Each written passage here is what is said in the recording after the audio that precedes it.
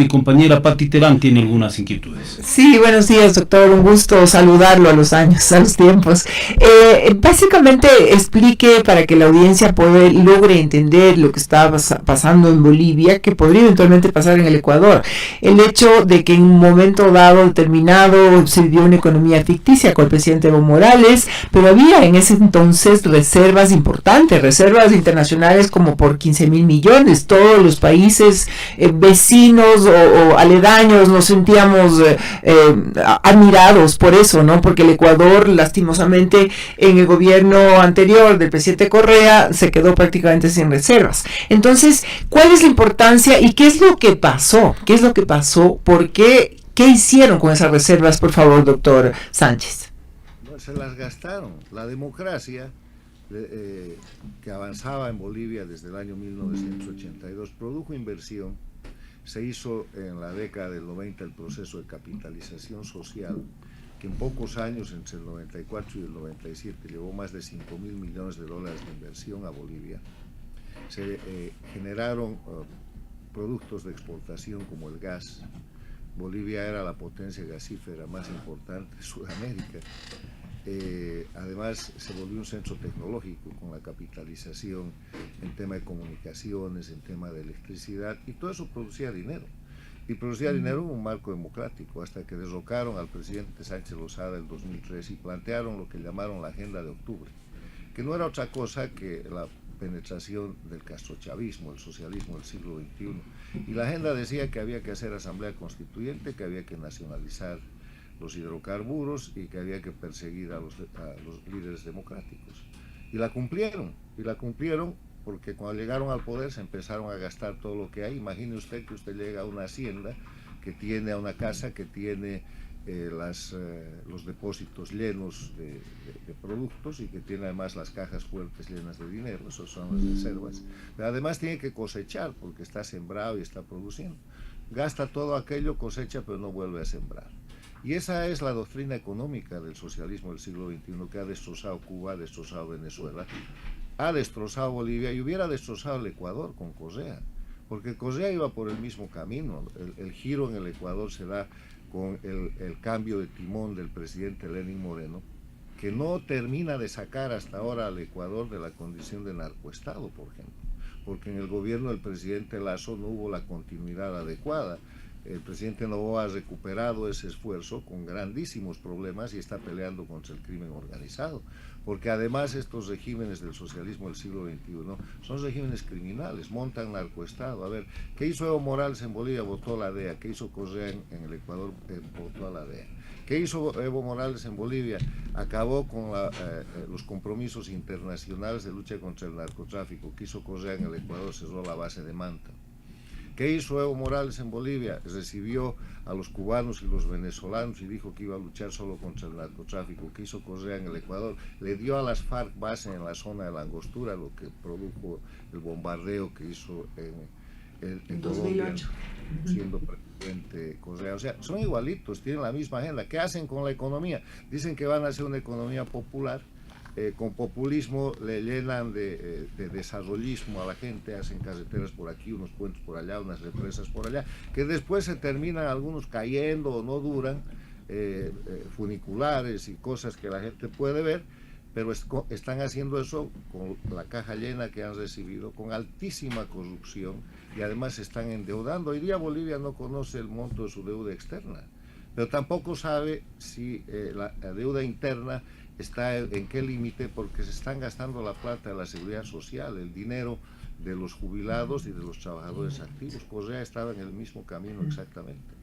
O sea, ustedes han frenado cuando estaba llegando el momento del caos. Ha llegado un presidente que pertenecía al mismo grupo, pero que hizo un viraje histórico, el presidente Lenín Moreno, y es el único país, el Ecuador, que ha salido de las dictaduras del socialismo del siglo XXI, pacíficamente, pero que sigue luchando por eso, y en la próxima elección del 13 de abril tienen la gran amenaza de que una candidata de Correa, que no representa sino el socialismo del siglo XXI, el castrochavismo, quiere volver a tomar el poder. ¿Para qué? Para dar impunidad a Correa, a Glass, al resto de la gente que está condenada por criminales y que no han cumplido con las sentencias y que además no han devuelto el daño económico que le han causado al Ecuador, y para reconocer a la dictadura de Venezuela y volver a ser del Ecuador una base de narcoestado, donde los narcoestados mayores, Venezuela y Cuba, que están controlados por verdaderos carteles con órdenes de captura internacional, Maduro $25 millones por su captura,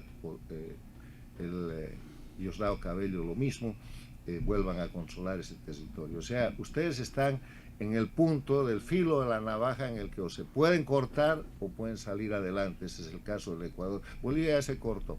Bolivia está desangrándose en una situación de crisis en la que la única solución es un retorno a la democracia completo, que consulte por lo menos dos parámetros. El primero, hay que acabar con todas las leyes de la dictadura. Ustedes tienen ese problema, están atrapados en la Constitución de Correa. Bolivia está atrapada en la Constitución de Evo Morales, que no son ni de Correa ni de Evo, son constituciones del castrochavismo. Las hacen en Cuba, vienen unos abogados españoles pagados por Chávez y redactan esas constituciones. El famoso grupo de la Universidad de Valencia de España, que tenía cátedra de Derecho Constitucional en La Habana, Cuba, que han hecho todos esos desastres en las Américas. Y estamos atrapados, además, hay que salir de las leyes de la dictadura, en la impunidad. No puede haber retorno a la democracia con impunidad. El Ecuador ha avanzado grandemente en eso porque hay sentencias contra el dictador Correa, contra Glass y contra otra gente, pero hay que ejecutarlas. Ahora, yo quiero hacer esta precisión. Correa fue un dictador, aunque los ecuatorianos no lo quieran reconocer, y la prueba es el mismo. Hubo un momento en que él proclamó que él era el jefe de Estado, que él era la cabeza del Ejecutivo, el Legislativo y el Judicial. En el gobierno, ese es un tema. En el gobierno de Correa, lo que pasó fue que habían presos políticos en el Ecuador. Cantidad de presos políticos. El Interamerican Institute for Democracy mandó más de 2 veces su Comité de Derechos Humanos para ayudar a presos políticos que además sufrían tortura en las cárceles del Ecuador. Además de haber presos políticos, había exilio y era un verdadero narcoestado. Operaban a sus anchas todos los sistemas transnacionales, terroristas y criminales del socialismo del siglo XXI. O sea que ustedes tienen un desafío extraordinario y yo deseo que le vaya bien al pueblo del Ecuador y que continúen ese proceso de salida de la dictadura en que vivieron y terminen definitivamente con el narcoestado, que no está acabado. Cuando el narcoestado se termine en el Ecuador, deberíamos ver que el correísmo, el socialismo del siglo XXI ya no puede operar políticamente, porque el hecho de que mantengan un partido político es mantener un seguro de inmunidad y de impunidad.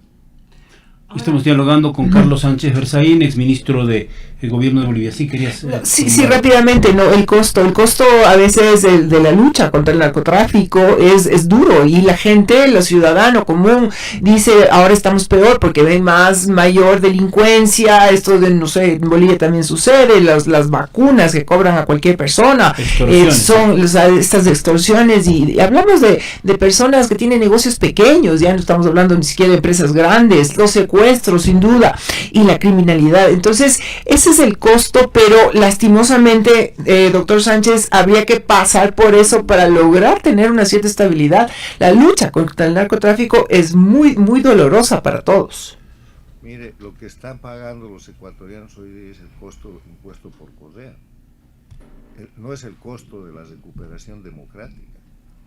Es el costo de la enfermedad de haber llevado al Ecuador a la situación de ser una base del narcotráfico.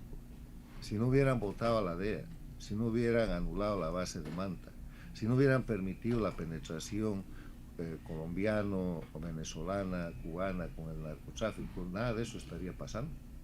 Lo que pasa es que están asentados ahí, trabajaban plácidamente mientras había dictadura. Cuando llega la democracia, entonces el crimen saca sus garras porque quiere defender sus espacios. Y en ese sacar sus garras es donde la lucha contra el narcotráfico opera y se produce el resultado que usted está viendo. ¿Qué prefiere? ¿Volver a la dictadura de Correa y que se aplaque el crimen pero que siga funcionando igual? ¿O terminar el proceso de sacar al Ecuador del narcoestado? Es como elegir entre que el paciente se cure o permanezca enfermo. No hay otra solución que la curación. Pero los hechos que usted describe no pueden ser atribuidos a la democracia. son total y absoluta responsabilidad de Correa y de la gente que hoy día lo defiende y que ganar una elección para sostener aquello.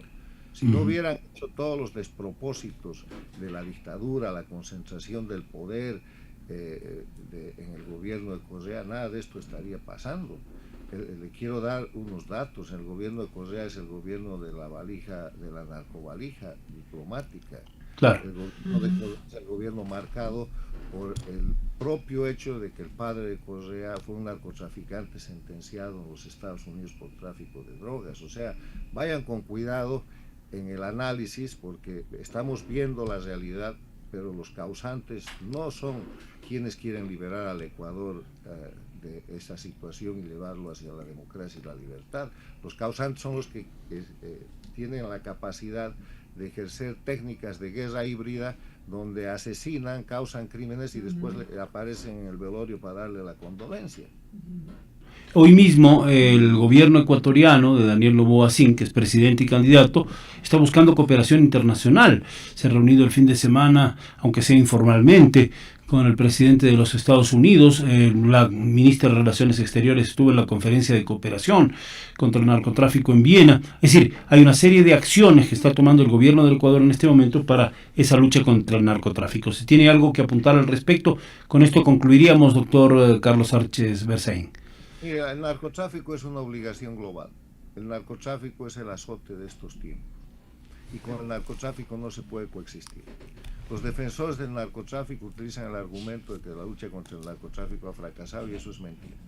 En la década del 90 la lucha contra el narcotráfico funcionó perfectamente bien porque los gobiernos no eran narcotraficantes, no había narcoestados.